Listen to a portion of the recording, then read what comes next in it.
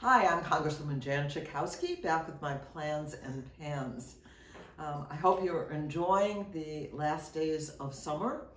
As we head toward Labor Day, I was so proud to be one of the hosts of our Secretary of Labor, Marty Walsh, who came to Chicago last Thursday. He is an incredible Secretary of Labor. Marty is a member of the laborers union, or at least was for most of his years at work. And this event was held at the Laborers Training Center. This is a place where apprenticeships are given and trained. There were about 200 people at this event. Many of them were apprentice.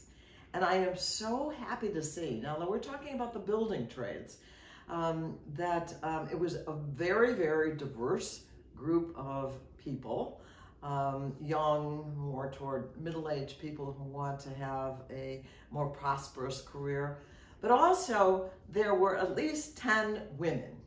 And I gave them a shout out at this event, and everybody applauded. All of the apprentice and all of the people in the audience, to see more and more women in the building trades. These are good jobs. Marty, who has been the Secretary of Labor under the Biden administration, and for 7 years the mayor of Boston. Strong Boston accent. He grew up in Boston. Has really been fighting for organized labor, for workers in the United States. One of the things that we were celebrating is that there was a crisis in pension benefits.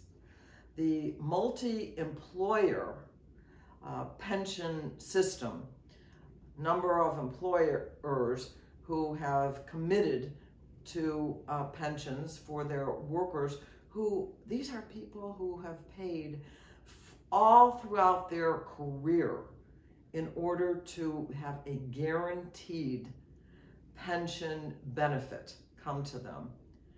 And even in the last couple of years, we've seen some of those pensions diminish because those multi-employer pension systems were running out of money. And there was about to be a complete crash.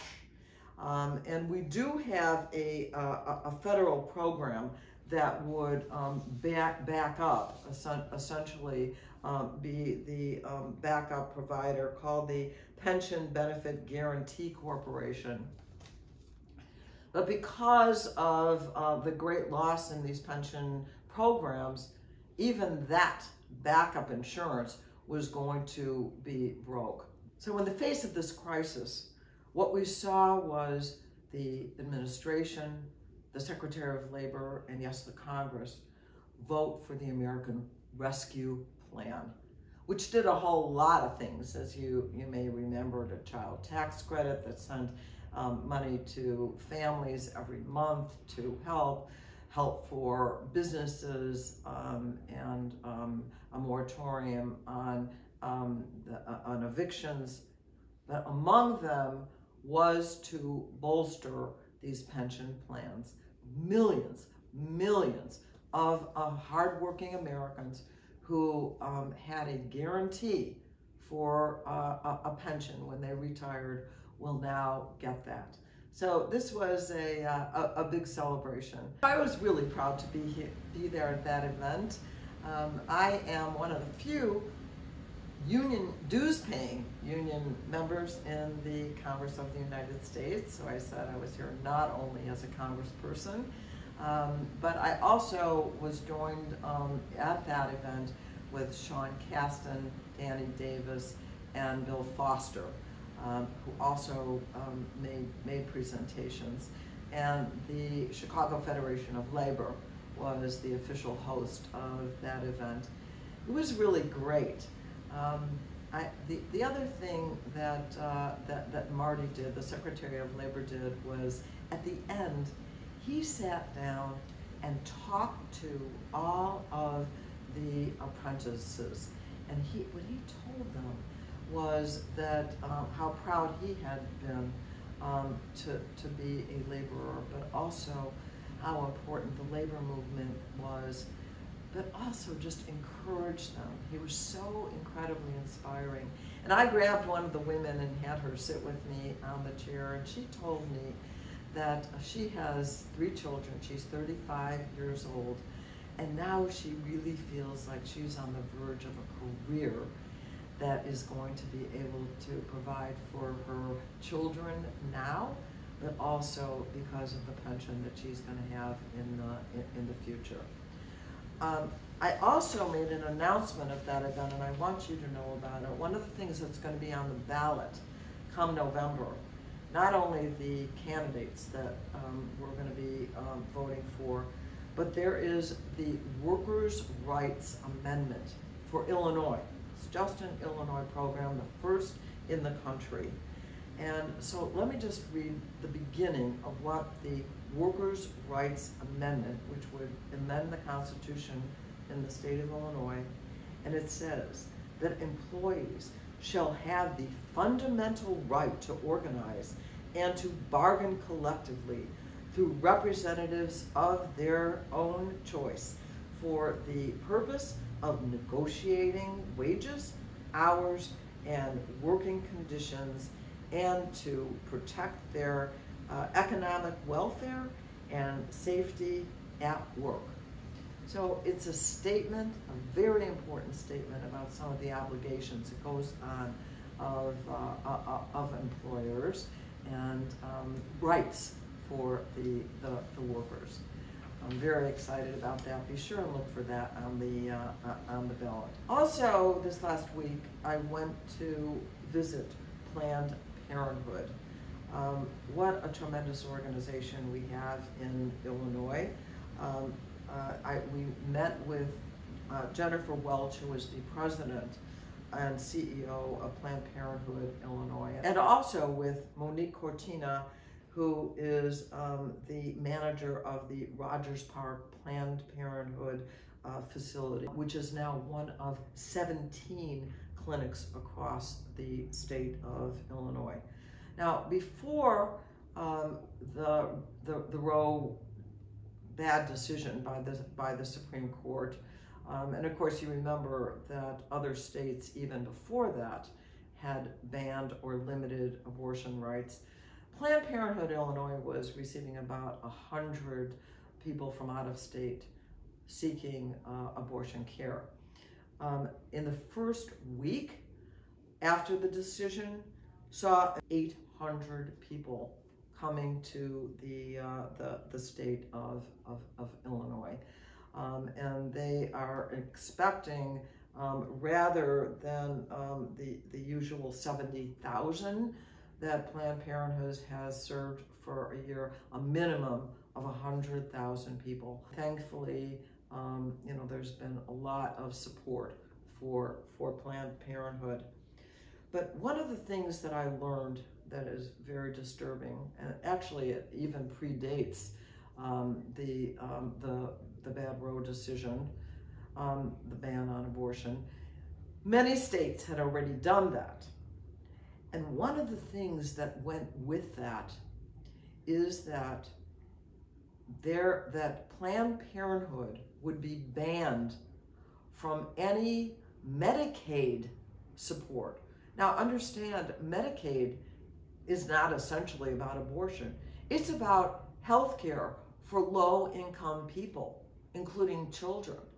And that Planned Parenthood was just not allowed to deal with any Medicaid recipients. So that means that even if a woman wants to come in for cancer screening, or she wants to come in for birth control, or she wants to bring her children to get service, then if it's Medicaid covered, those states say no to Planned Parenthood. That's like putting salt in the wound. I think I mentioned to you before that Social Security is celebrating its 87th anniversary.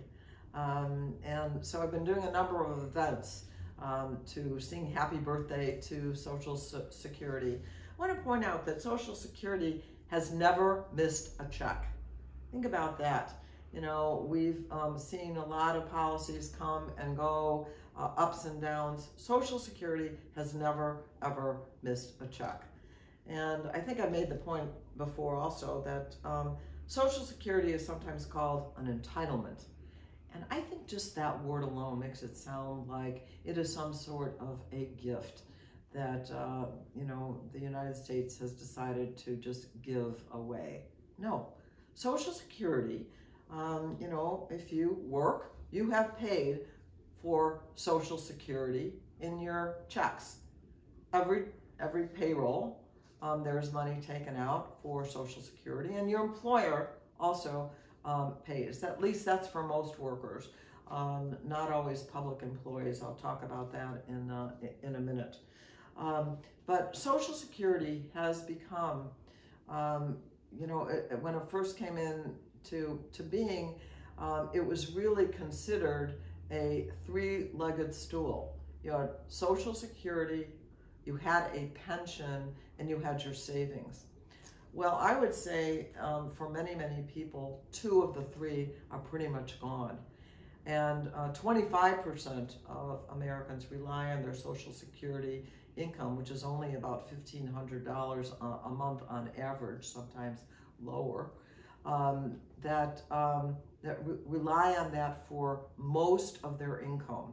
So it is a really, really important program to so many millions and millions of people. And so we want to make sure that we are not only protecting, but enhancing Social Security. And I was at two events, one at the North Shore Senior Center, a really nice crowd of people there. And then at Kenmore Plaza, which is on the north side in the city of Chicago, to meet with a wonderful group of seniors as well, to talk about Social Security and how, as long as it's been in business and as long as it's been successful, it is still under some attack. We can definitely make Social Security even better, and I'm a co-sponsor of Congressman John Larson's bill, Social Security 2100, which would really update it in some very important ways. One is to say that we'll increase the benefit for most Americans, a larger minimum benefit at 125% of poverty, because some of the Social Security benefits are actually now below the poverty level. We have in this Social Security 2100, we eliminate the windfall elimination provision that is so unfair. If you've been a teacher in the system where you haven't paid into Social Security, you know what I'm talking about. And then also ends the 5-month wait for disability benefits. So a number of really good things that are going to be in Social Security. If we can get this passed, it's time for an update. Also, I met this week with realtors. I do meet with them once a year. The Illinois realtors have a lunch, and I really appreciate it because I'm very interested in housing issues, particularly the availability of affordable housing. And the realtors are as well. And right now we're seeing a shortage of housing, but particularly when it comes to low-income housing. And that is one of the most difficult issues that we get in our office: senior housing, family housing, and the availability and the cost.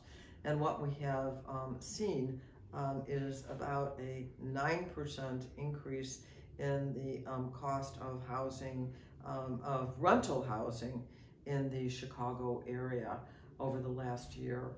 And you know, that's a pretty good chunk of money, so it's difficult.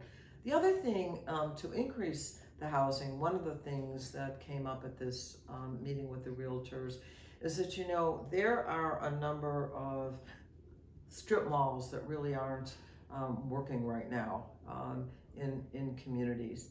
And to help provide incentives for communities to change those. But one of those answers is that there has to be a down zoning, because those areas are zoned as commercial. So if they are zoned for residential, those places that you know, may be blights in some communities will be able to be developed into housing.